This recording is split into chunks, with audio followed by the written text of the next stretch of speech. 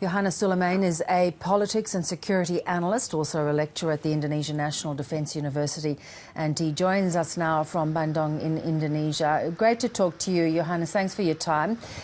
The Vice President Yusuf Kala has said things were a little bit better. Were these meetings a good way to try and find some common ground again?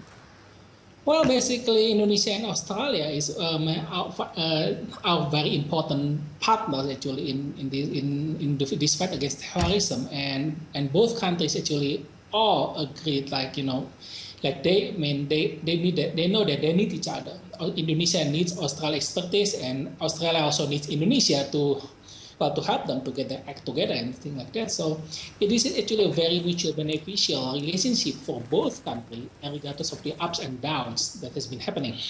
Do you think it's the case, though, that Indonesia will only come to Australia where there is this kind of mutual benefit?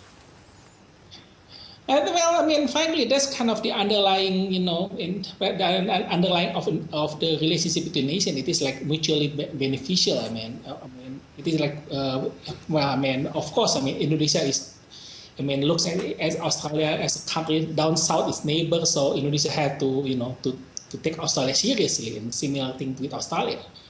For Australia to Indonesia, basically. Johannes, there was a very matter-of-fact opinion piece in the Jakarta Post which backed a view that Australia should stop making Indonesia our most important relationship because Indonesia doesn't reciprocate that kind of feeling. Do you think that's a fair comment? Well, actually, I'm not really sure that's a fair comment because by regardless of all the rhetoric, by the end of the day, of course, it boils down to that both countries need each other strategically.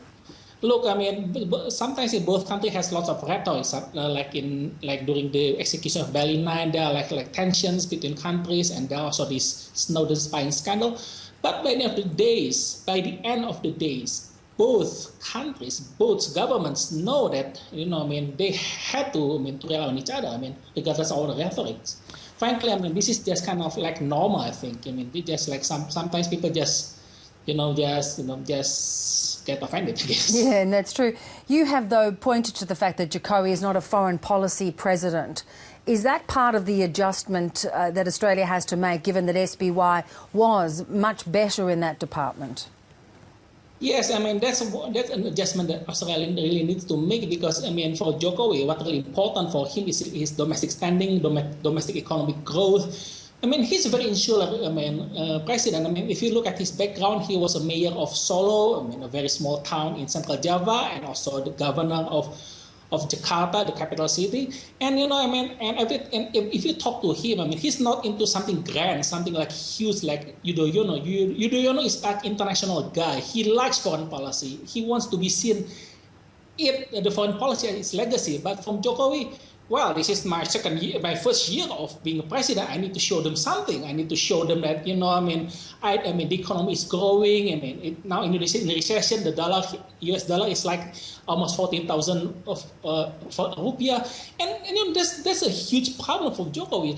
And he doesn't really care about foreign relations, and the only relation he cares about is if it is beneficial, like economic investment from China, from Japan. That's why, sometimes you have the feeling like he's ignoring Australia, and I think that's kind of a huge mistake for his part. But in general, though, other policymakers, especially in the military, likes Australia. Of course, yeah, there are tensions, but at the same time, they believe that we need each other, basically. So do you think there's some naivety in Jokowi's first term? He has made some missteps in some of the decisions that he's made along the way in terms of really trying to make Indonesia independent necessarily of imports and things like that? Well, sometimes, yes, you can say it is a newbie mistakes, a beginner mistakes. But in general, sometimes there are also some ideology, we have here people who think that less import, the better. We don't really care about international trade. There's like this evil capitalistic society out there. So we have to be self-sufficient. And sometimes, the rhetoric the reality catch up with the rhetoric. And then, that's when you have problems. And that's why Jokowi has been, working, and I think that's one of the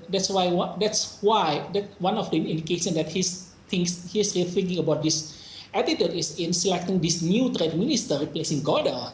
I mean, Godot was a disaster, frankly. And this new guy, I forgot his name.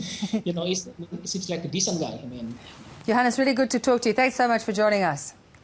I'm glad to be here too. Thank you very much. Bye-bye now.